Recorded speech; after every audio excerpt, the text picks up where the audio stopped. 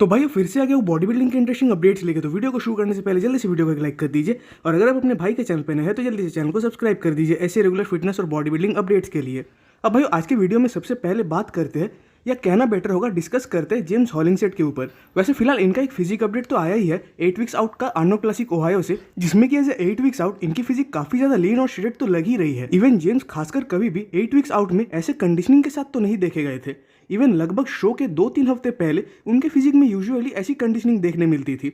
But भाई वो actually topic ये नहीं है, टॉपिक तो कुछ अलग ही है।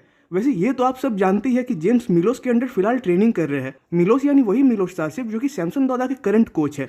बट दिक्कत तो तब शुरू होती है जब आप एक चीज़ को नोटिस करना शुरू करोगे कि माना जेम्स अभी मिलोस के अंडर ऑफिशियली ट्रेनिंग कर रहे हैं, बट जब भी ये अपने फोटोज़ को पोस्ट कर रहे हैं फिलहाल तो उसमें मिलोस को टैग या मेंशन नहीं कर रहे, बट वही स्टिल मिलोस जेम्स के पोस्ट को शेयर कर रहे हैं। तो इन दोनों के बीच सही में क्या चल रहा है ये तो काफ़ी कन्फ्यूजिंग है।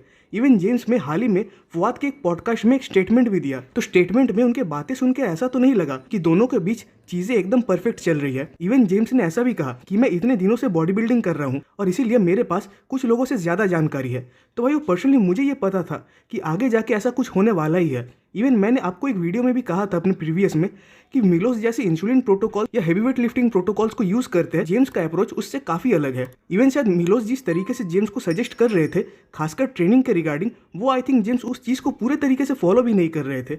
और इवन भाई ये पहली बार भी नहीं है, क्योंकि जेम्स एक ऐसे बॉडी बिल्डर है जिनको ट्रेन करना काफी ज्यादा टफ है। इवन इसके पहले भी जेम्स ने मल्टीपल टाइम्स कोचेस को चेंज किया है, एंड आई थिंक उन सारे कोचेस में से जेम्स ने पैट्रिक टूर के अंदर ही सबसे ज्यादा प्रोग्रेस किया था। बट स्टिल उसके बावजूद भी दोनों सेपरेट हुए, और उसका रीजन जेम्स ने काफी टाइम बाद ये बताया कि जेम्स जब भी पैट्रिक को अपने फिजिक अपडेट्स को भेजते थे ऑनलाइन में, तो पैट्रिक को उसके रिगार्डिंग डिसीजंस लेने में काफी टाइम लगता था, जैसा कि मुझे कैप्शन पढ़ के समझ आया। एंड अगर सही में ऐसा कुछ है तो ये रीजन कोई जायज रीजन तो नहीं है, क्योंकि आप वर्ल्ड के सारे टॉप कोचेस को अगर देखोगे तो वो सारे अपने बॉडी बिल्डर से ऑनलाइन के थ्रू ही जुड़े हुए रहते हैं, एंड वहीं पे वो फोटोज के बेस पे उनके फिजिक को जज करते हैं एंड सॉल्यूशंस देते हैं।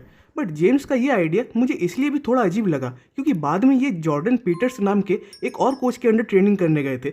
हालांकि वो शायद उनके लोकेलिटी में ही रहते थे, एंड डेफिनेटली दोनों रेगुलर बेस पे भी मिलते थे। इवन वो जेम्स को ट्रेनिंग में भी हेल्प किया करते थे। बट लास्ट टाइम जब जेम्स ने कम्पीट किया था तो वो उसी कोच के अंडर ट्रेन कर रहे थे, और माना कि उस टाइम जेम्स अपने बिगेस्ट साइज के साथ आए थे, बट अपनी कंडीशनिंग को थोड़ा बहुत मेजडअप करके आ गए थे।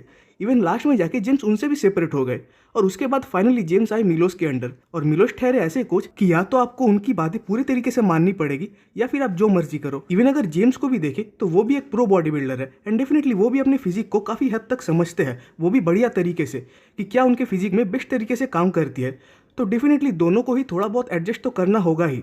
बाकी मेरे ख्याल से जेम्स शायद मिलोस के कुछ सजेशंस तो ले रहे हैं, बट आखिर तक फाइनल डिसीजंस वो अपने तरफ से ही ले रहे हैं। बाकी मुझे पर्सनली नहीं लगता कि जेम्स और मिलोस के बीच सारी चीजें परफेक्ट चल रही है। मे बी मैं गलत हो सकता हूँ, बट आज नहीं तो कल शायद ये चीज सबके सामने आ भी सकती है। वैसे भाई देखने जाए तो आर्नो क्लासिक ओहायो शुरू होने में अब बस 7 हफ्तों का ही टाइम बचा हुआ है, मतलब 2 महीने से भी कम। एंड अभी भी इस शो के 2 बॉडी बिल्डर्स यानी हार्डी शोपेन और निक जिला, दोनों के वीजा कंफर्मेशन को लेकर कोई न्यूज नहीं आई है।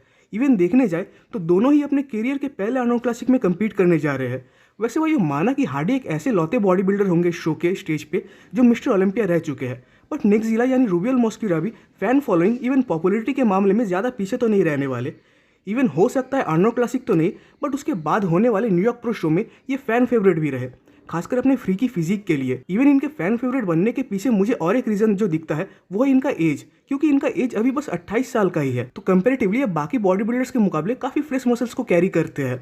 और उसका एक प्रूफ ये भी है कि बस 8 हफ्ते पहले ही प्राग प्रो के स्टेज पे उन्होंने 11 प्रो शोज के विनर नेथन डियाशा को बीट किया था। तो इसीलिए मुझे इनसे उम्मीदें तो काफ़ी है कि ये 2024 ओलंपिया के स्टेज पे ज़रूर कम्पीट करने वाले हैं। अब भाई अगर बात करें थोड़ा बहुत आर्नो क्लासिक की जजिंग क्राइटेरिया के ऊपर, तो लास्ट ईयर इस चीज़ को सबने देखा था कि कैसे उन्होंने निक वॉकर के सामने सैमसन दादा को जिता दिया था स्टेज पे। हालांकि उस टाइम तक ऑफिशियली निक वॉकर रैंक वाइज तो सैमसन दादा से ऊपर ही चल रहे थे, बट स्टिल आर्नो क्लासिक के स्टेज पे सैमसन की फिजिक में जो कॉम्बिनेशन थी साइज सिमेट्री एस्थेटिक वाइज, वो कंपेरेटिवली बेटर थी निक वॉकर के मुकाबले। वहीं निक की कंडीशनिंग सैमसन के मुकाबले मुझे आर्ग्यूएबली ज़्यादा बेटर लगी थी। तो अगर इस ईयर भी सैमसन और हार्डी दोनों आर्नो क्लासिक के स्टेज पर कम्पीट करेंगे तो कहीं ना कहीं दोनों के बीच शायद वो कंपैरिजन फिर से स्टेज पर देखने मिल सकता है। इवन अगर इस साल भी आर्नो क्लासिक के जजेस ने अपने प्रायोरिटीज़ को ओलंपिया स्टेज से थोड़ा डिफरेंट रखा, तो मे भी शायद हम सबको एक ऐसा डिसीजन इवन ऐसा विनर देखने मिल सकता है जिस चीज़ की उम्मीद किसी ने नहीं की होगी। अब भाई अगले अपडेट की ओर बढ़ने से पहले आप सबसे मेरा एक रिक्वेस्ट है कि अगर आप सबको मेरा ये रेगुलर कंटेंट अच्छा लगता है तो जिससे कि आपके भाई को सपोर्ट मिल सके तो प्लीज़ इस चैनल को एक सब्सक्राइब कर दीजिएगा। अब भाई बात करते हैं हमारे हंटर लबराडा के ऊपर। वैसे एक बात तो है कि हंटर अपने हेल्थ फेज में यानी रिकवरी फेज में भी जिस लेवल का मास और थिकनेस कैरी कर रहे हैं वो डेफिनेटली काफ़ी इंप्रेसिव है। वैसे हाल ही में बस हंटर ही नहीं बल्कि हम ज़्यादातर प्रो बॉडी बिल्डर्स के रिगार्डिंग एक चीज़ को तो नोटिस कर ही पा रहे हैं कि भले ही वो ऑफ सीजन में रह रहे हैं या हेल्थ फेज में, बट स्टिल उस टाइम भी वो अपनी ट्रेनिंग को काफ़ी हार्ड तरीके से करते हुए देखे जा रहे हैं। इवन अपने डाइट को भी काफ़ी बढ़िया तरीके से और स्ट्रिक्टली फॉलो कर रहे हैं। और आज के टाइम में कंपटीशन जिस लेवल पे चल रहा है तो आई थिंक ऐसे स्टेटस को मेंटेन रखना भी प्रो बॉडी बिल्डर्स के लिए काफ़ी मैंडेटरी हो गया है, वरना वो शायद अपने करंट रैंक या प्लेसिंग को भी खो दे। वैसे ये एक सैड बात है कि हंटर ने आर्नोल्ड क्लासिक के रिगार्डिंग कोई प्लान्स नहीं रखे, और सिर्फ इस ईयर नहीं बल्कि हंटर जब से प्रो बने हैं तब से। क्योंकि एक बात को तो कोई चाह के भी इग्नोर नहीं कर सकता कि हंटर करंट में वर्ल्ड के टॉप 6 बेस्ट बॉडी बिल्डर है। तो डेफिनेटली अगर ये आर्नोल्ड क्लासिक में भी compete करना चाहते हैं तो इन्हें अप्लाई तो छोड़ो बल्कि स्पेशल इन्विटेशन मिल जाएगा। बट अगेन इस शो से आई थिंक हंटर को तो कोई फायदा नहीं मिलने वाला, क्योंकि करंट में उन्हें ओलंपिया 2024 के लिए क्वालिफाई होना है और आर्नोल्ड क्लासिक ओहायो से वो चीज़ नहीं होने वाली। इवन ओलंपिया का टाइटल जीतना भी मुझे नहीं लगता कि अब इनके लिए पॉसिबल है आज के कम्पिटिटिव लाइनअप को देखकर। बट लास्ट ईयर यानी 2023 में हंटर ने प्रो शोज में काफ़ी बढ़िया फिजिक लाया था, तो होप कि वही चीज़ हंटर फिर से 2024 में भी करे।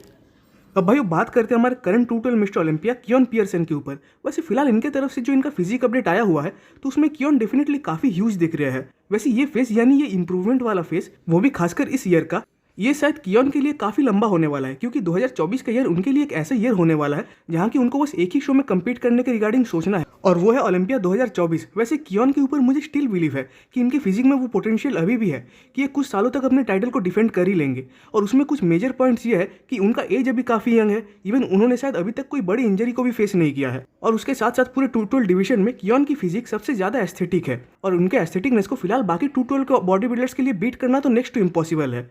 बाकी देखने वाली बात होगी कि 2024 में कियोन अपने टाइटल को डिफेंड कर पाएंगे या नहीं, या फिर शॉन फिर से एक बार अपने टाइटल को लेकर जाएंगे।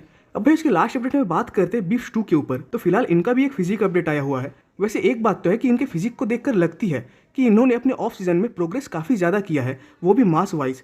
और फिलहाल इनका बॉडी वेट 285 पाउंड्स के आसपास चल रहा है, जिसमें कि कंडीशनिंग भी इनकी बुरी तो नहीं आ रही। तो न्यूज़ वाइज ये कम्पीट करने वाले न्यूयॉर्क प्रो शो में, वो शो जिसमें कि 2023 में ये रनर अप थे, वो भी टोनियो बर्टन के अगेंस्ट। हालांकि दोनों इस साल फिर से इस शो में कम्पीट करने वाले हैं, बट इनके अलावा भी और भी काफ़ी बड़े बड़े बॉडी बिल्डर्स जैसे नेक्स्ट जिला कार्लोस थॉमस जूनियर इस शो में कम्पीट करने वाले हैं। तो इनके अब रनर अप प्लेसिंग पे आने के भी मुझे चांसेस तो काफ़ी कम दिखते हैं। इवन हो सकता है कि शायद ये स्टेज पे बाकी बॉडी बिल्डर्स के मुकाबले कंपेरेटिवली एक बढ़िया कंडीशनिंग को लाए। स्टिल ये अगर टॉप 3 में भी आ जाते हैं फिर भी बहुत बड़ी बात होगी।